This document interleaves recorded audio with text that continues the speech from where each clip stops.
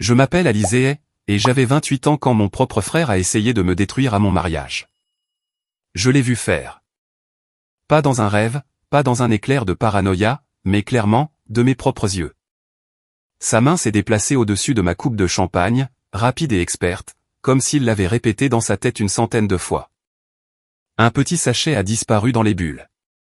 Il a regardé autour de lui, a souri aux invités, et s'est éloigné comme s'il avait seulement ajusté une serviette. Je n'ai pas crié. Je ne l'ai pas accusé. Je n'ai même pas laissé mon expression changer. J'ai simplement attrapé le verre, attendu qu'il me tourne le dos, et je l'ai échangé avec le sien.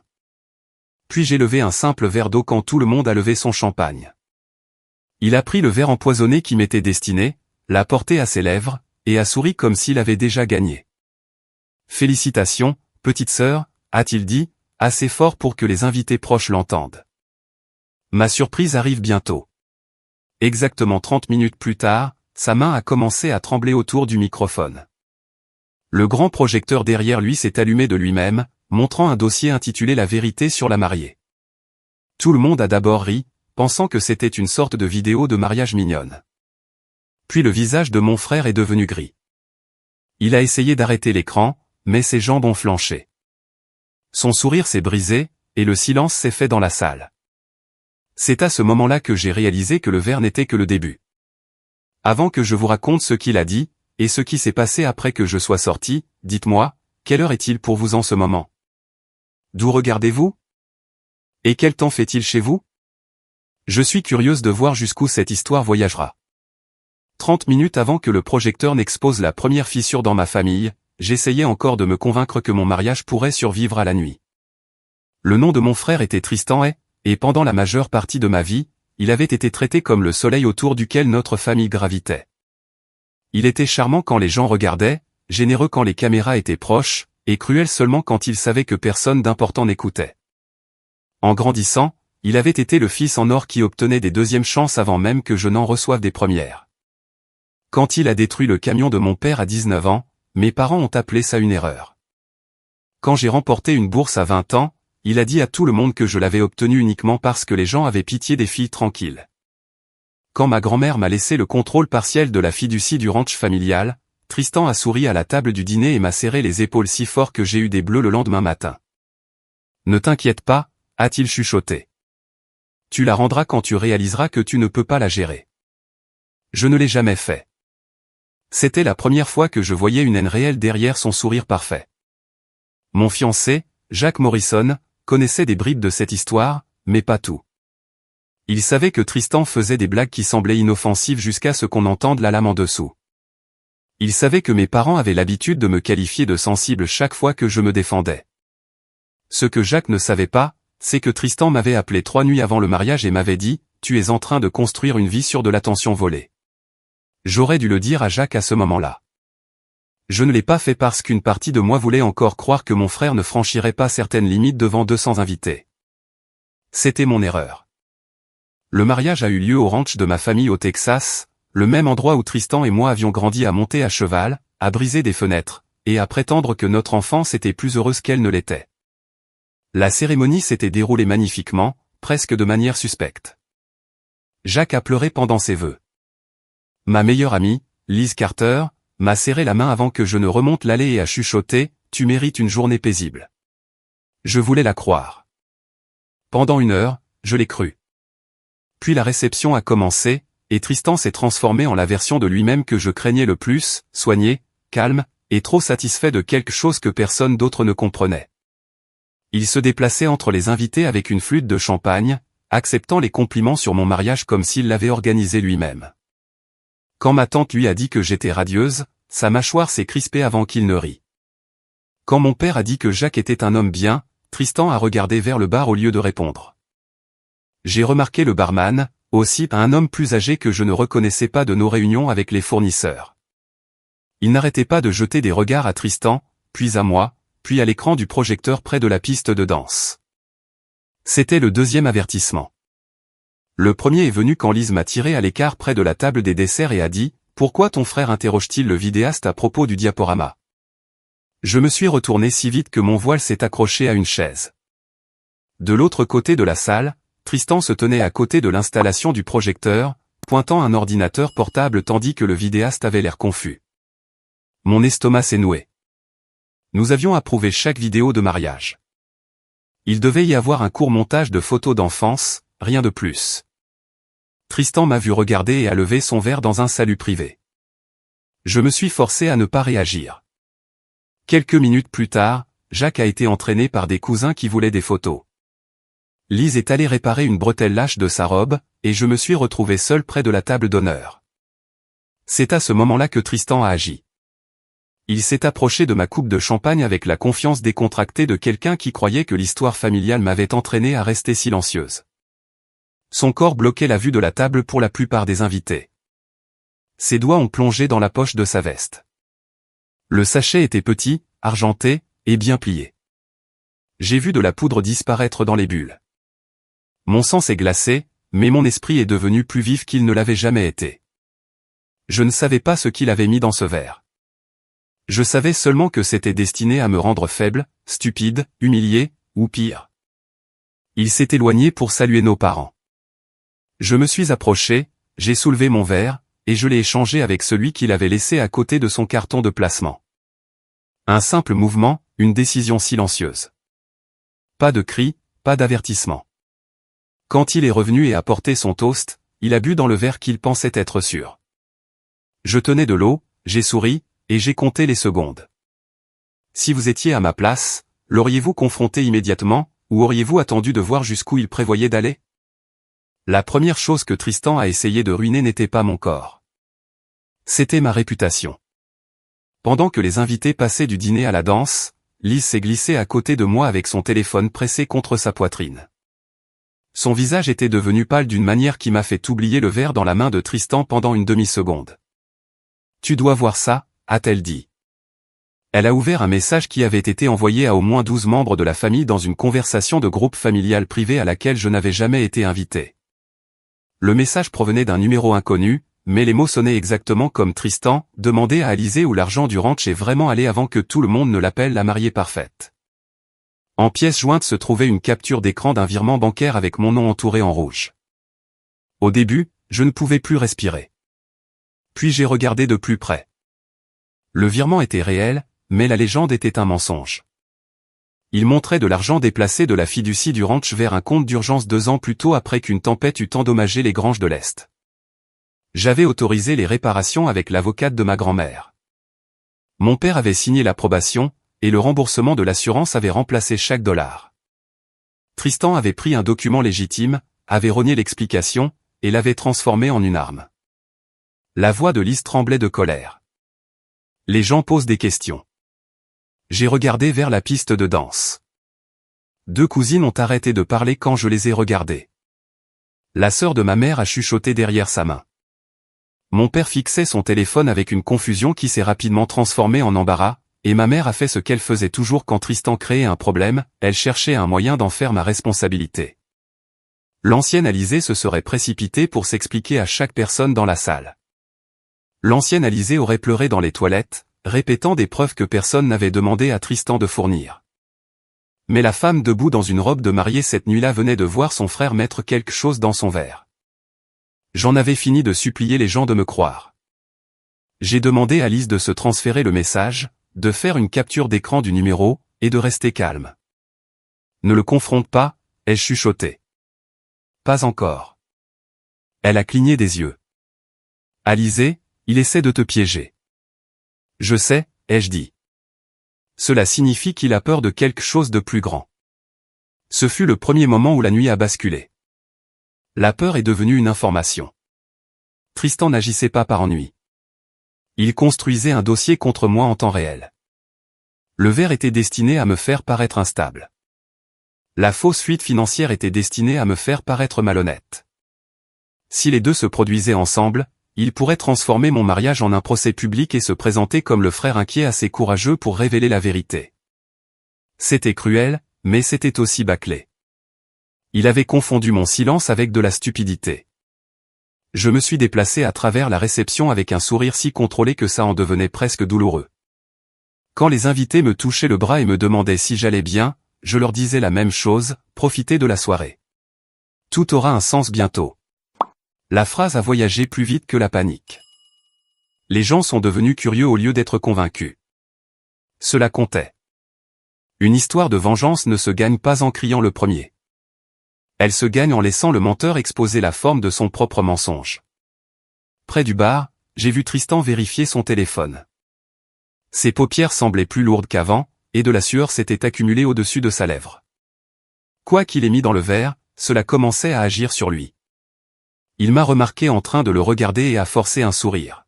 « Tu as l'air tendu, la mariée. »« Tu as l'air d'avoir soif, » ai-je dit. Son sourire a vacillé. Pas assez pour que quelqu'un d'autre le remarque, mais assez pour moi. Puis l'étrange barman s'est penché près de lui et a marmonné quelque chose. Tristan a répondu sèchement, « Garde juste le dossier prêt. » Dossier, pas vidéo, pas diaporama. Dossier. Ce seul mot importait. Je me suis détourné avant qu'il ne puisse voir mon expression changer. Lise m'a suivi vers le couloir qui menait à la suite nuptiale. « Quel dossier ?» a-t-elle chuchoté. Je n'ai pas répondu parce qu'un souvenir venait de refaire surface. 3 mois plus tôt, l'avocate de ma grand-mère m'avait appelé à propos de scans manquants dans les archives de la fiducie. Rien n'avait été volé, exactement. Quelqu'un avait accédé à des documents qu'il n'avait aucune autorité à consulter. À l'époque, j'avais supposé que c'était une erreur administrative. Maintenant, je comprenais. Tristan avait rassemblé des morceaux de ma vie bien avant le mariage. Il n'avait pas prévu une farce. Il avait prévu une exécution publique de ma crédibilité. Dans la suite nuptiale, j'ai ouvert mon dossier d'urgence, celui pour lequel Lise m'avait taquiné en disant « Il n'y a que toi pour emporter des documents juridiques à côté du rouge à lèvres ». À l'intérieur se trouvaient des relevés de la fiducie, des factures de réparation, des lettres d'assurance, et des courriels imprimés avec des horodatage. J'ai tendu à Lise la moitié de la pile. « Trouve Jacques » ai-je dit. « Dis-lui que j'ai besoin du vidéaste, du DJ, et de la responsable du lieu près du projecteur dans 10 minutes. » Lise m'a regardé comme si elle voyait une version différente de sa meilleure amie. Peut-être que c'était le cas. « Qu'est-ce que tu vas faire ?» a-t-elle demandé. J'ai regardé mon reflet, robe blanche, yeux stables, et un nom de famille qui avait été utilisé contre moi pendant trop longtemps. « Je vais le laisser commencer le spectacle, » ai-je dit. Puis je vais le terminer. Le deuxième sabotage est venu de l'homme derrière le bar. Son badge indiquait « Martin », mais la liste des fournisseurs dans mon dossier de mariage disait que notre barman devait être une femme nommée Grace Delgado. Cette différence peut sembler minime pour n'importe qui d'autre. Pour moi, c'est devenu le premier fil que je pouvais tirer.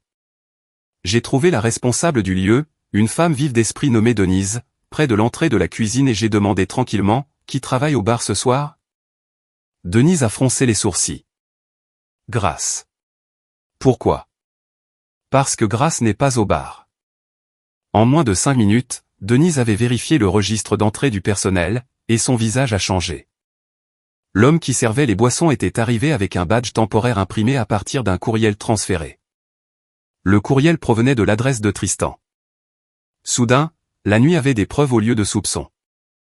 Denise voulait le faire sortir immédiatement, mais je l'ai arrêté. Pas devant tout le monde, ai-je dit. Demandez-lui de l'aide pour un problème d'inventaire privé.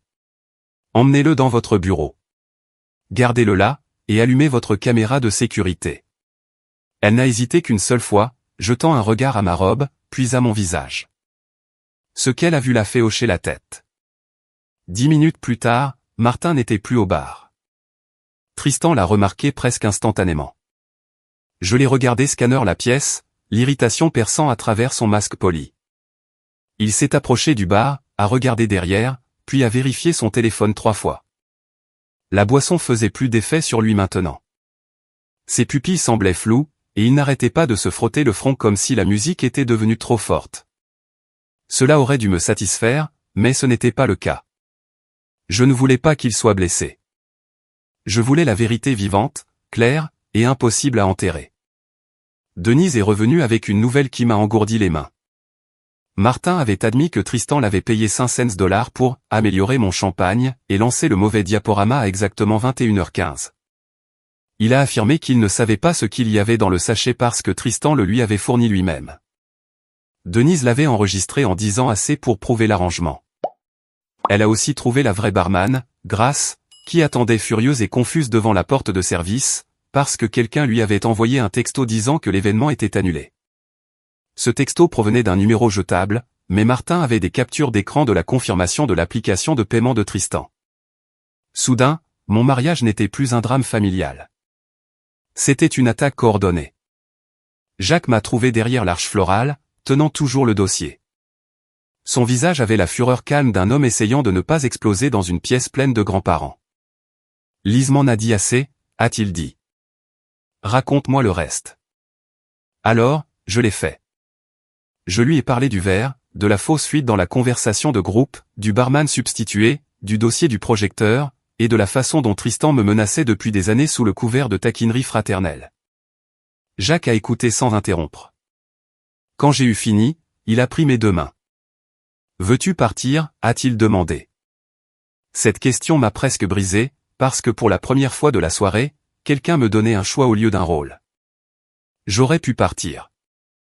J'aurais pu changer de robe et laisser la réception s'effondrer en chuchotement, mais partir aurait donné à Tristan exactement ce qu'il voulait, une mariée en fuite, une histoire suspecte, une famille divisée par la rumeur. J'ai secoué la tête. Non. Je veux notre première danse. Jacques a regardé vers la grange où les invités attendaient, les téléphones bourdonnant du mensonge de Tristan. Alors nous dansons, a-t-il dit. Nous sommes retournés ensemble. L'ambiance dans la salle s'est adoucie quand les gens nous ont vus main dans la main. L'orchestre a commencé la chanson que nous avions choisie des mois plus tôt, et pendant 3 minutes, je me suis laissé ressentir la vie que Tristan avait essayé de me voler. Jacques m'a tenu comme si je n'étais pas un scandale, pas une victime, pas un problème familial, mais sa femme. À mi-chemin de la chanson, il s'est penché et a chuchoté, le vidéaste est prêt. Denise à la déclaration du barman. Lise est avec le DJ. L'avocate de ta grand-mère est en haut-parleur dans le bureau si nécessaire. J'ai failli rire. Non pas parce que quoi que ce soit était drôle, mais parce que Tristan avait sous-estimé toutes les personnes que j'aimais. Il pensait que mon système de soutien était de la décoration. Il pensait que les demoiselles d'honneur, les maris, les fournisseurs, et les vieilles avocates existaient en arrière-plan pendant que des hommes comme lui contrôlaient la salle. Il avait tort. Quand la chanson s'est terminée, les invités ont applaudi. Tristan non.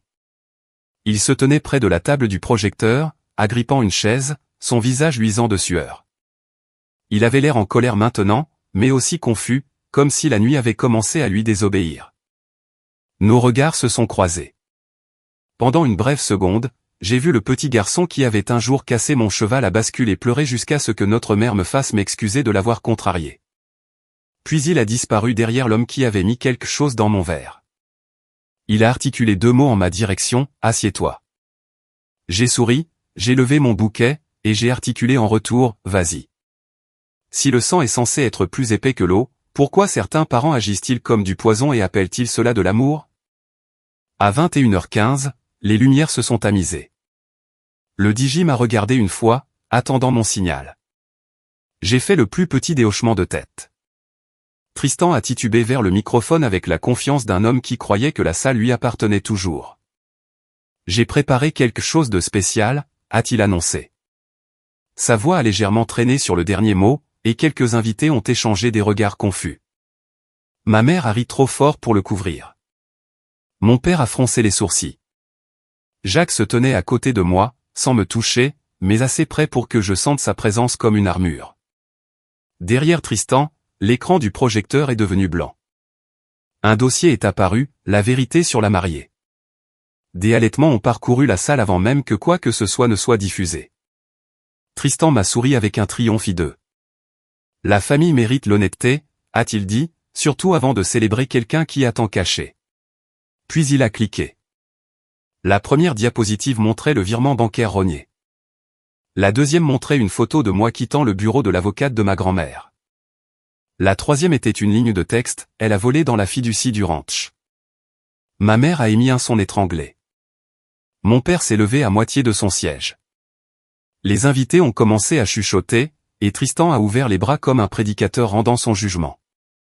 Je ne voulais pas faire ça ce soir, a-t-il menti, mais je ne pouvais pas laisser ma sœur commencer un mariage bâti sur la tromperie. C'était mon signal. J'ai avancé avant que la peur ne puisse décider pour moi. Mettez sur pause, ai-je dit. Le DJ a mis le diaporama en pause. Tristan a cligné des yeux. Non, continuez. J'ai dit mettez sur pause, ai-je répété, plus fort. La salle s'est tournée vers moi. Ma voix n'a pas tremblé, et cela seul a changé l'énergie. Puisque mon frère veut de l'honnêteté, ayons-la en entier. Tristan a ri, mais son rire était faible. Alizé, ne te ridiculise pas. Tu as déjà essayé.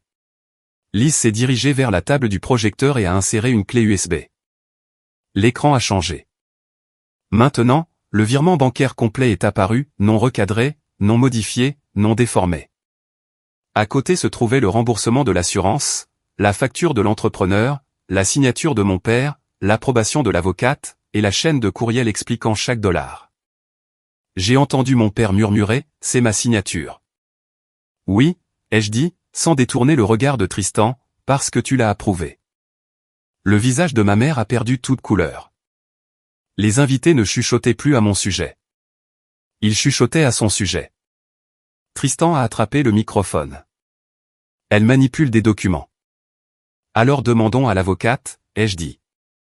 Lise a tapé sur l'ordinateur portable, et l'avocate de ma grand-mère, Marguerite Hale, est apparue en audio par les haut-parleurs, sa voix nette et sans pitié.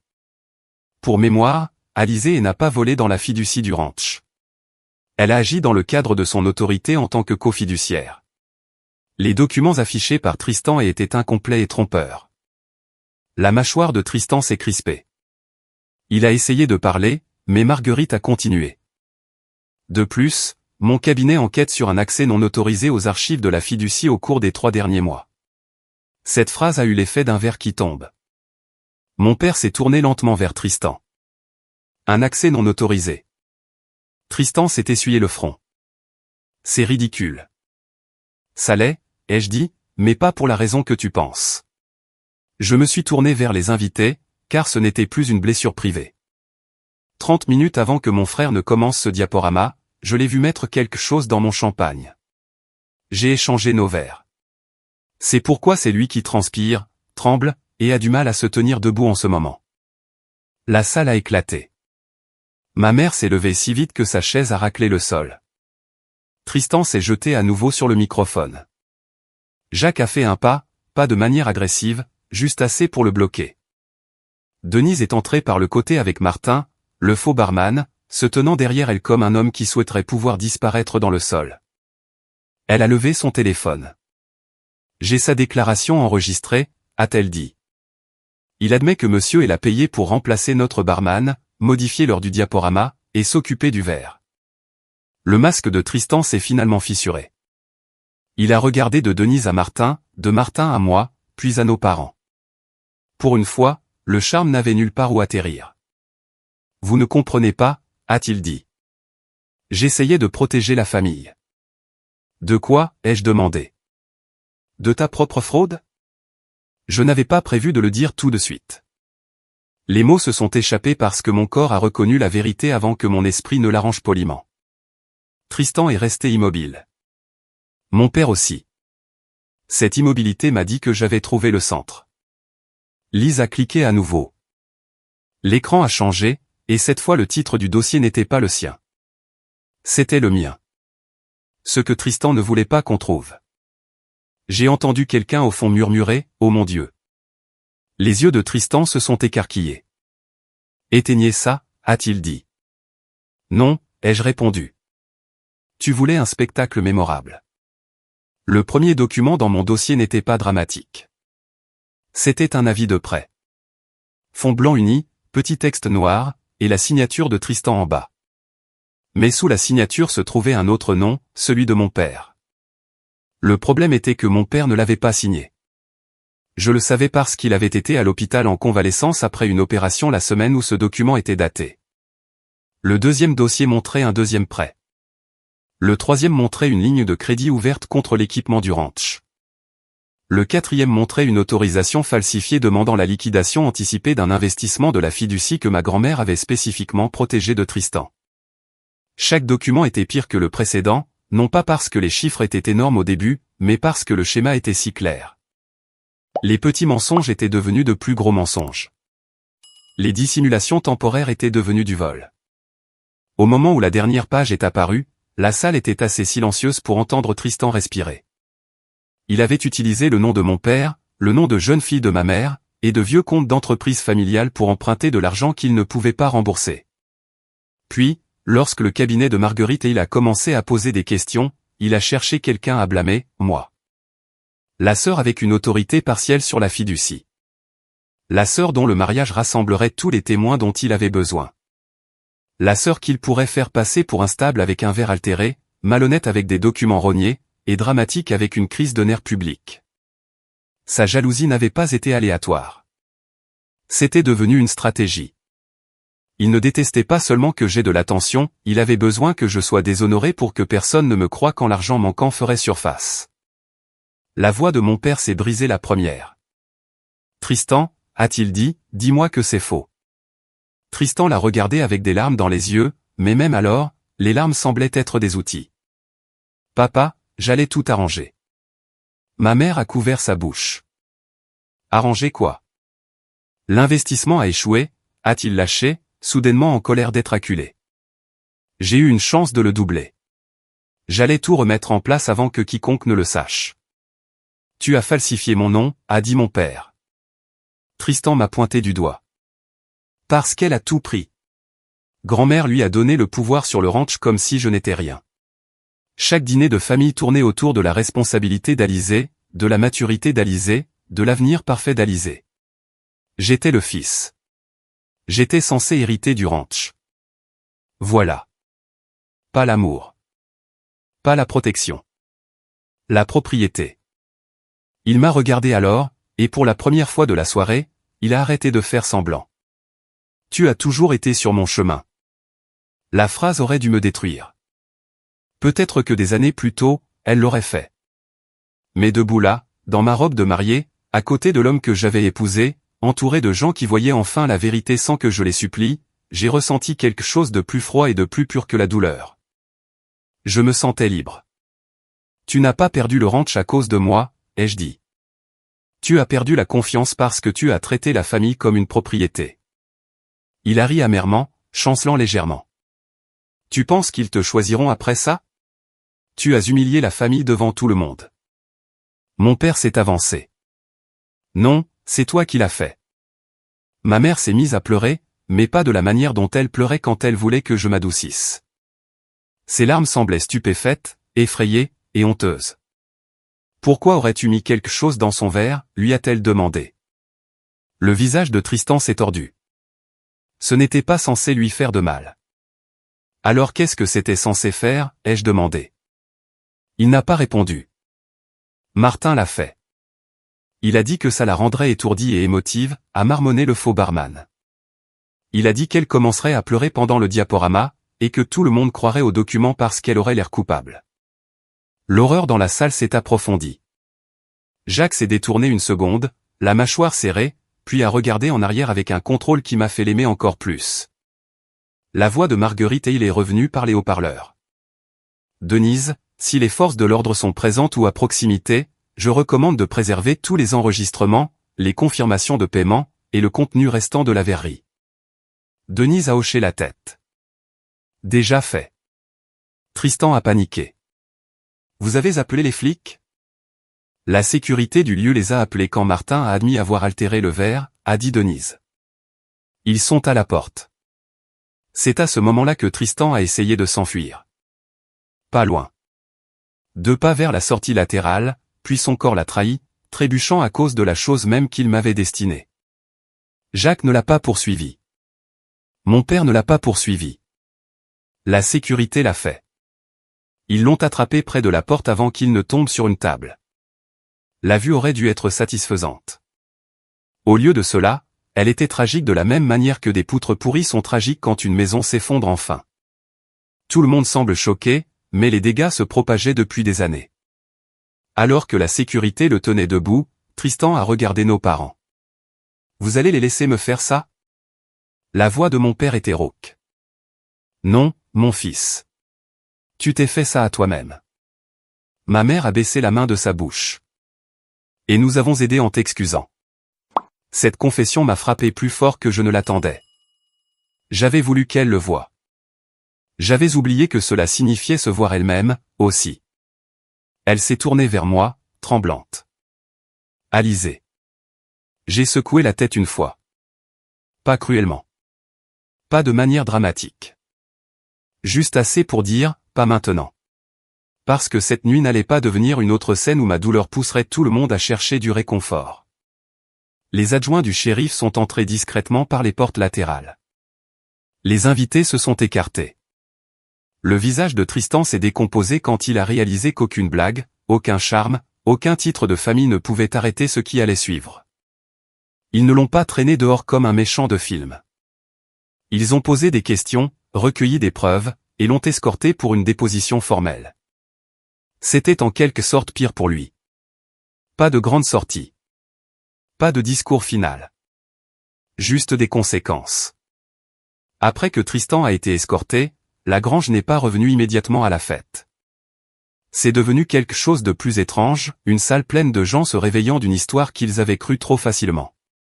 Certains invités évitaient mon regard. D'autres me regardaient avec pitié, ce que je détestais plus que les soupçons. Mon père s'est assis comme si ses os avaient vieilli de 10 ans. Ma mère fixait la porte vide. Je me tenais à côté de l'écran du projecteur, ma robe toujours parfaite de loin, mes mains toujours froides de près. Jacques a pris le microphone le premier. Il n'a pas fait de discours sur le pardon ou la guérison familiale. Il a simplement dit, ma femme et moi avons besoin de 5 minutes. Ma femme. 2 mots, et la salle s'est souvenue pourquoi nous étions là. Lise m'a guidé dans la suite nuptiale, et au moment où la porte s'est fermée, j'ai enfin tremblé. Pas en sanglotant, pas en m'effondrant, juste en tremblant de l'effort de rester calme pendant que mon frère essayait de transformer mon mariage en un piège. Jacques m'a enveloppé de ses bras, et j'ai pressé mon visage contre sa veste. Je suis désolé, ai-je chuchoté. Pourquoi, a-t-il demandé. C'était censé être ta journée aussi. Il m'a regardé. Ça l'est toujours. Il ne s'approprie pas l'histoire parce qu'il a essayé de la ruiner. Lise a essuyé ses yeux avec colère. Pour information, c'était terrifiant et emblématique. J'ai ri alors, un rire sec et brisé qui est devenu réel. Denise a frappé à la porte et a dit que les adjoints avaient pris la déclaration de Martin et recueilli les 2 verres. Marguerite et il avaient envoyé les documents de la fiducie à mes parents et aux autorités. Les faux messages avaient été capturés par assez de parents pour tracer le compte jetable. La vengeance n'était pas que Tristan ait l'air stupide. C'était que chaque système qu'il avait essayé de manipuler avait maintenant une trace de son passage. Ses mensonges avaient des reçus. Ses menaces avaient des témoins. Sa surprise était devenue une preuve.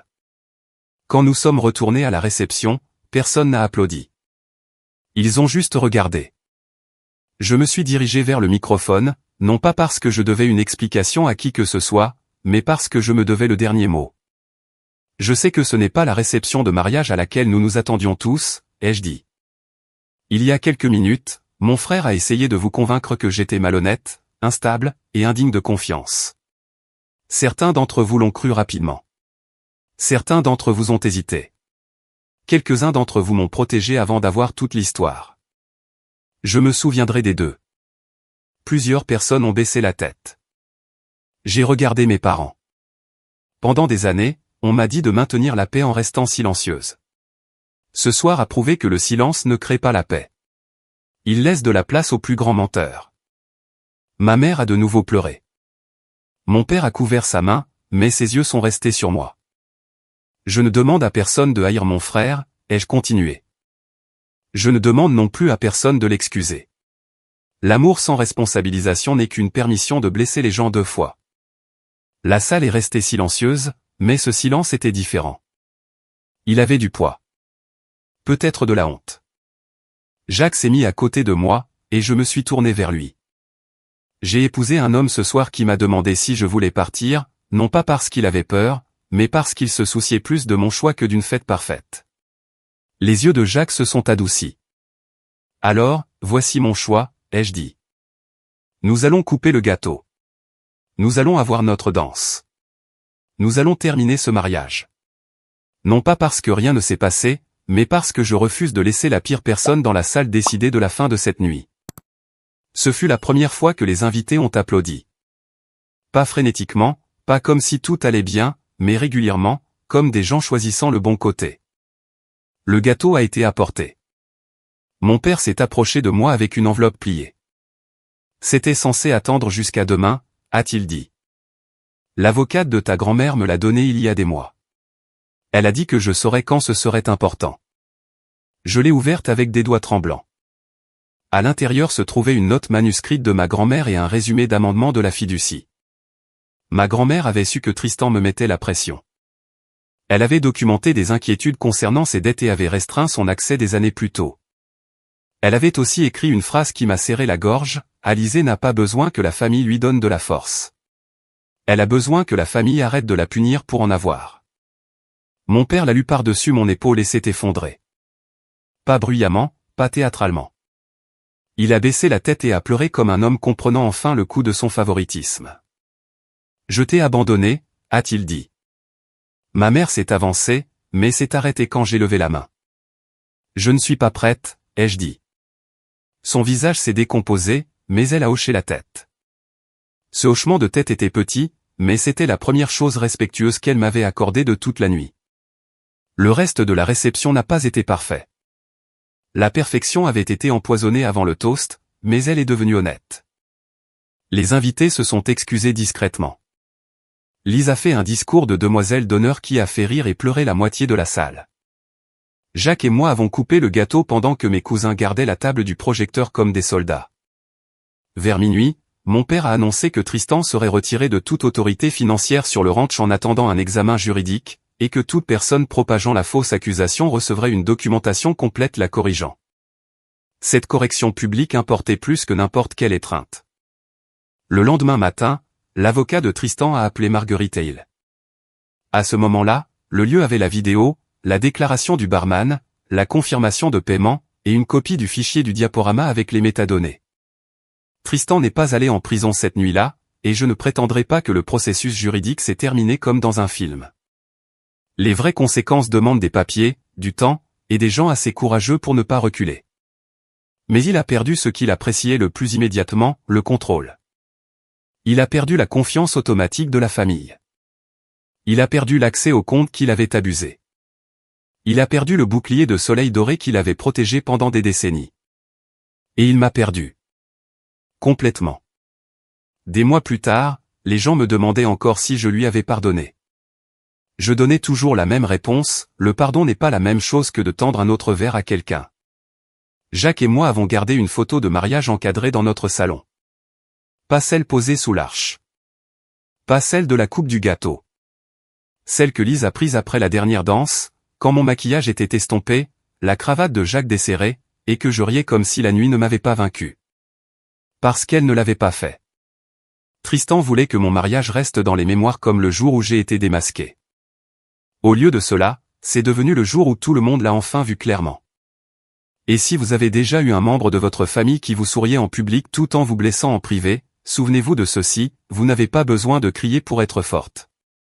Parfois, vous échangez le verre, vous gardez les preuves, vous dites la vérité, et vous laissez les conséquences franchir la porte. Alors dites-moi dans les commentaires, l'auriez-vous dénoncé devant tout le monde ou auriez-vous géré cela discrètement après le mariage? Merci de soutenir notre chaîne et de regarder cette vidéo jusqu'à la fin. Veuillez vous souvenir que cette histoire est entièrement fictive et créée uniquement à des fins dramatiques, éducatives et de divertissement. Nous espérons que cela rappelle aux spectateurs que le rejet, l'humiliation ou la trahison ne devrait jamais être la définition finale de qui vous êtes, car votre prochain chapitre peut encore être plus fort, plus lumineux et plus paisible que tout ce qu'ils attendaient.